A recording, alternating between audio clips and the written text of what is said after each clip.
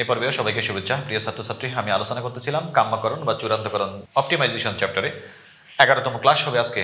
গত ক্লাসে আমি তোমাদের উদ্দেশ্যে আয় ও ব্যয় সম্পর্কিত বিভিন্ন ধারণা নিয়ে আমি আলোচনা করেছিলাম গত দুটো ক্লাসে, এবং চিত্র টিসিএস এমসি রেখা কেমন হয় সে সম্পর্কে আমি তুলে ধরেছি। তো এই ক্লাসে আমি আলোচনা করব, দেখো মোট ব্যয় সি ইকুয়াল দেওয়া আছে। আমি ওই গত ক্লাসে আলোচনার ক্ষেত্রে বলেছিলাম মোট ব্যয়, দেখো টিসি না দিয়ে শুধু সি দিয়েছে, অর্থাৎ শুধু সি যখন ওটাই টিসি বোঝাবে, ওটাই মোট ব্যয়। আর সি এর সামনে যদি এ থাকে তাহলে অ্যাভারেজ কস্ট মানে গড় ব্যয়, সি এর সাথে যদি এম থাকে তাহলে মার্জিনাল কস্ট এমসি থাকলে, আর শুধু সি মানেই টিসি। মোট ব্যয় সি ইকুয়াল কিউ, কিউতে কি কোয়ান্টিটি, ছোট হাতের কিউ ইউজ করেছে, একই কথা। কোয়ান্টিটি মানে কি বোঝাচ্ছে, এখানে উৎপাদনের পরিমাণ বোঝানো হচ্ছে। C equal Q cube minus 6 Q square plus 18 Q plus 50। মোট ব্যয় অপেক্ষক বা খরচ অপেক্ষক দেওয়া আছে, দিয়ে বলেছে এটা হলে ক number TFC, TVC, AFC, AVC, AC ও এমসি নির্ণয় করো, এবং খ নাম্বার বলেছে সর্বনিম্ন এভিসি কত। তো মনোযোগ সহকারে খেয়াল করি। আমি তোমাদের উদ্দেশ্যে আলোচনা করেছিলাম কোন একটি ক্লাসে, দেখো দুইটা ক্লাস আগে, যে মোট আমি কলম উৎপাদন করবো, মেশিন কিনলাম, 50,000 টাকা খরচ করলাম। মেশিন কিনলাম প্লাস রুম ডেকোরেশন, অর্থাৎ আমি সেট আপ দিলাম, সব কিছু সাজাইলাম, 50,000 খরচ করলাম। উৎপাদন কি এখনো করেছি? না। আমি ফার্স্ট টাইম যদি 10,000 কলম উৎপাদন করি তাহলে আমাকে কি করতে হবে? কাঁচামাল প্লাস লেবার বাবদ 10,000 টাকা খরচ করতে হবে। এই টাকাটা খরচ করতে হলো, তাহলে মোট ব্যয় কত দাঁড়াইলো? 60,000 টাকা। এটা হলো টোটাল কস্ট, 60,000 টাকা। দ্বিতীয়বার যদি আমি উৎপাদন বাড়াই, 20,000 উৎপাদন করি, এই ব্যয়টা বাড়াতে হবে। এটা কি বাড়াতে হবে? না। যদি আমি উৎপাদন কমাই, এই ব্যয়টা কমবে। এটা কি কমবে? এটা তো মেশিন বাবদ খরচ ছিল আমার, ফিক্সড কস্ট, অর্থাৎ এটার কোনো পরিবর্তন হয় না। উৎপাদন বাড়ালে এই ব্যয় বাড়ে না, উৎপাদন কমাইলেও এই ব্যয় কমে না। উৎপাদন নাই মানে আমি একটা উৎপাদন করবো না, উৎপাদনের পরিমাণ 0, 10,000 না করে আমি কোয়ান্টিটি 0, তার মানে কি এই ব্যয়টা হবে 0, এই ব্যয়টা নাই। টিভিসি ইকুয়াল তখন 0, তখন মোট ব্যয় কত হবে? 50,000, অর্থাৎ এই স্থির ব্যয়টাই হবে মোট ব্যয়ের সমান। আমরা জানি টিসি ইকুয়াল কি টিএফসি যোগ টিভিসি, এটা ছিল টিএফসি আর এটা ছিল টিভিসি, কিন্তু টিভিসি যখন 0, অর্থাৎ উৎপাদনের পরিমাণ 0, যখন কোয়ান্টিটি যখন 0, তখন তো এই ব্যয়টা নাই, এটা 0 হয়ে যাবে। তখন কি মোট স্থির ব্যয় যে 50,000 সেটি হবে মোট ব্যয়ের সমান, অর্থাৎ কোয়ান্টিটি 0 হলে টিভিসি নাই মানে 0, তখন কি মোট স্থির ব্যয়ের সমান হবে মোট ব্যয়। তো কিউ ইকুয়াল যখন 0, তখন কি হয়? কিউ ইকুয়াল 0 হলে মোট ব্যয়টা কার সমান হয়? মোট স্থির ব্যয়ের সমান হয়। মোট ব্যয়টা কত হয়েছে? 50,000, অর্থাৎ স্থির ব্যয়ের সমান হয়েছে। সেই টপিকটা আমাদের এখানে লাগবে, খেয়াল করো। টিএফসি নির্ণয় করতে বলছে। অ্যান্সার দেয়া আছে ব্যয় অপেক্ষক মোট ব্যয় C equal Q cube minus 6 Q square plus 18 Q plus 50। আমাদের কি নির্ণয় করতে বলেছে? ক নাম্বার দেখো, টিএফসি নির্ণয় করতে বলেছে বা টিভিসি নির্ণয় করতে বলেছে। তো আমরা জানি কিউ ইকুয়াল যখন 0, কোয়ান্টিটি যখন 0, উৎপাদনের পরিমাণ 0 হলে মোট ব্যয় পরিবর্তনীয় ব্যয় তখন নাই, তখন কি স্থির ব্যয় যত সেটি হবে মোট ব্যয়ের সমান। 0 হলে টিসি ইকুয়াল টিএফসি। এখানে টিসি বলতে তো সি বোঝানো হচ্ছে, সিকেই টিসি বোঝানো হচ্ছে, সি ইকুয়াল টিএফসি। আমি একবার এখানে লিখতে পারতাম সি ইকুয়াল টিএফসি। তো দেখো, অতএব আমরা কি বলতে পারি? সি ইকুয়াল আমাদের কত দেয়া আছে? Q cube minus 6 Q square plus 18 Q plus 50। এই সিটা কার সমান বা মোট ব্যয়টা কার সমান? টিএফসি এর সমান। কখন? যখন কোয়ান্টিটি 0, কিউ এর মান যখন 0। দেখো সি এর জায়গায় আমি টিএফসি লিখছি, সেটা কখন? যখন উৎপাদনের পরিমাণ 0। দেখো কিউ এর জায়গায় আমি 0 দিচ্ছি, কোয়ান্টিটির জায়গায় 0 দিচ্ছি। 6 into 0 square plus 18 into 0 plus 50। তো অতএব টিএফসি ইকুয়াল কি হবে? 50 হবে, কারণ এগুলো তো সব 0 দ্বারা গুণ করলে 0ই হবে, শুধু 50 থাকতেছে। অর্থাৎ আমাদের কি মোট স্থির ব্যয় হচ্ছে 50 টাকা। এটি হচ্ছে আমাদের কাঙ্ক্ষিত অ্যান্সার। টিএফসি এর মান পাইলাম আমরা। আবার কি বের করতে বলেছে? টিভিসি। আবার মোট পরিবর্তনীয় ব্যয় টিভিসি ইকুয়াল আমরা কি জানি?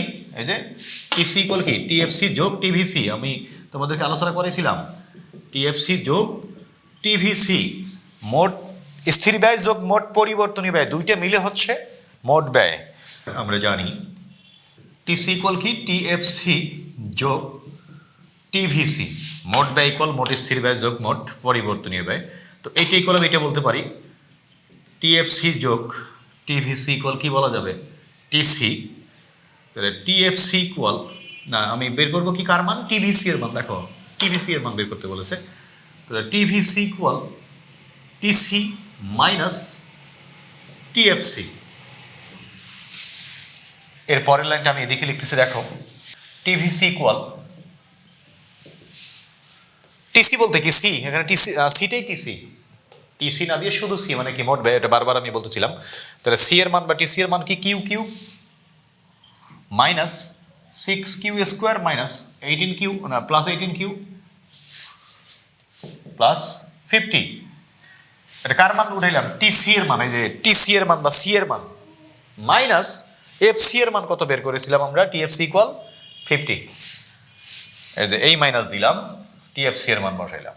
আশা করি তোমরা এই পর্যন্ত বুঝছো। অতএব টিভিসি ইকুয়াল, দেখো প্লাস 50 মাইনাস 50 উঠে যাবে বা কাটা যাবে, তাহলে থাকবে কি Q cube minus 6q square plus 18q। এটি হচ্ছে আমাদের কি কাঙ্ক্ষিত টিভিসি। তো আশা করি তোমরা এই পর্যন্ত বুঝছো। আবার আমাদের কি দরকার? দেখো টিএফসি বাড়াইলো, টিভিসি বাড়াইলো, এখন কি এএফসি, আবার অ্যাভারেজ ফিক্সড কস্ট, গড় স্থির ব্যয়, গড় স্থির ব্যয়। এএফসি ইকুয়াল আমরা কি শিখেছি? মোট স্থির ব্যয়কে মোট উৎপাদনের পরিমাণ দ্বারা ভাগ। নবম ক্লাসে পার্ট 9-এ আমি তোমাদেরকে এগুলো সব দেখাইছিলাম। মোট স্থির ব্যয়কে মোট উৎপাদনের পরিমাণ দ্বারা ভাগ। মোট স্থির ব্যয় আমরা কত পেয়েছি? 50 বাই মোট উৎপাদনের পরিমাণ তো কোয়ান্টিটি, এটি হচ্ছে কি এএফসি এর মান। অতএব এএফসি যদি আমি ফ্রেশ করে লিখি, এএফসি ইকুয়াল কি 50 বাই কিউ, এটি হচ্ছে আমাদের অ্যান্সার। দেখো টিএফসি কত পেয়েছিলাম আমরা? 50, অর্থাৎ মোট স্থির ব্যয়কে মোট উৎপাদনের পরিমাণ দ্বারা ভাগ। এখন যদি বলে উৎপাদনের পরিমাণ 10 একক হলে গড় স্থির ব্যয় কত? কোয়ান্টিটি 10, কিউবের জায়গায় 10 বসাবা, 50 ভাগ 10 মানে কি 5, অর্থাৎ এএফসি হবে 5। আবার কি চেয়েছে দেখো, এএফসি হইল এখন কি এভিসি, আবার এভিসি ইকুয়াল কি টিভিসি বাই কিউ। গড় পরিবর্তনীয় ব্যয় ইকুয়াল মোট পরিবর্তনীয় ব্যয় বাই ভাগ মোট উৎপাদনের পরিমাণ। মোট পরিবর্তনীয় ব্যয় টিভিসি এর মান আমরা কত পাইলাম? Q cube minus 6q square plus 18q by Q. প্রত্যেকটা নিচে কিউ দাও তো, এই কিউটা Q cube by Q minus 6q square by Q plus 18q by Q. আমি এই অংশটা মুছে দিচ্ছি, তুমি উঠে ফেলবা। দেখো ওই লাইনের পরের লাইন আমরা বের করতেছিলাম কি এভিসি ইকুয়াল, এটা বের করতেছিলাম। তাহলে প্রত্যেকটা নিচে আমি কিউ দেবো, Q cube by Q minus 6q square by Q plus 18q by Q. Q cube by Q মানে কি Q square, minus Q square থেকে কিউ ভাগ হলে বাদ গেলে কি থাকবে? শুধু কিউ থাকবে 6q প্লাস কিউ কিউ উঠে যাবে 18 থাকবে। অতএব AVC equal Q square minus 6q plus 18, এটা হচ্ছে আমাদের কাঙ্ক্ষিত অ্যান্সার। ডিয়ার স্টুডেন্টস, আশা করি তোমরা বুঝতে পারছো। এখন দেখো AC average cost, AC equal আমরা বের করব। আবার গড় ব্যয় এসি ইকুয়াল, যেহেতু বাংলাগুলো লেখেনি, ভাষাগুলো লেখেনি, গড় ব্যয় ভাষাটা লেখেনি, আমরাও লিখি নাই। এসি ইকুয়াল মোট ব্যয়কে মোট উৎপাদনের পরিমাণ দ্বারা ভাগ। মোট ব্যয় বলতে এখানে তো সি, টিসি না লিখে সি লিখতে পারো, বা টিসি লিখলেও সমস্যা নাই। C by Q, C by Q বলতে কি সি এর মান কত? Q cube minus 6q square plus 18q plus 50 by Q.